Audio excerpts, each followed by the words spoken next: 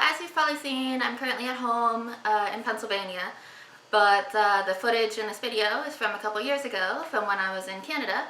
And I had surgery a couple weeks ago, so my voice is still a little raspy. But basically this video is things you can do on a day trip to Niagara Falls. So of course, the first stop that we did while going to Niagara Falls was to see the falls. And I strongly suggest that you do the paperwork if you need to go to the Canadian side, because you get a much better view of the falls and there's much more attractions compared to the US side. The US side is basically just a park that you can walk around. I have a US passport, so I didn't really have to do any additional paperwork, but my friend Prithvi has an Indian passport, so he had to get a visa ahead of time. But once we were there crossing the border from Buffalo to across the river, wasn't too hard. We don't even get a passport stamp when you cross the border.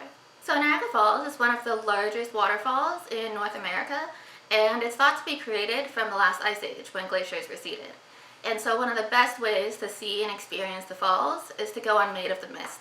You can go on Maid of the Mist on either the US or Canadian side. We went on the Canadian side, and you got these really matching red jackets.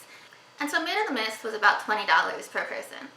And after Maid of the Mist, we decided to explore the local area a little. We were hungry, so we got to eat poutine just from KFC, but it was still a pretty cool experience.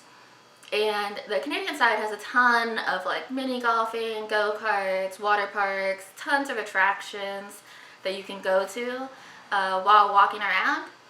Because we were trying to save some money, and you know, I'm not so into like commercial attractions, instead of going into anything, we decided to drive about 15 minutes away to go to an ice winery called Enniskillen.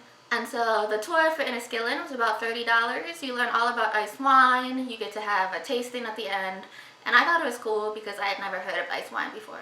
And then finally, during certain months of the year, every day Niagara Falls has a huge firework display over the falls. And every day, no matter what season, they have a nice light show behind the falls. So it's a really pretty experience to see. My advice would be to get there a little early so you can get parking and find a good spot to see the falls.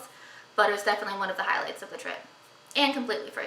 So overall, it was a pretty full day of a lot of different experiences. I thought it was pretty cool, and there was tons and tons of more things we could have tried, but trying to be cost efficient, we only spent probably $60 per person for the entire day. I think it was a pretty good day. So thanks for watching, and check back next week for another video.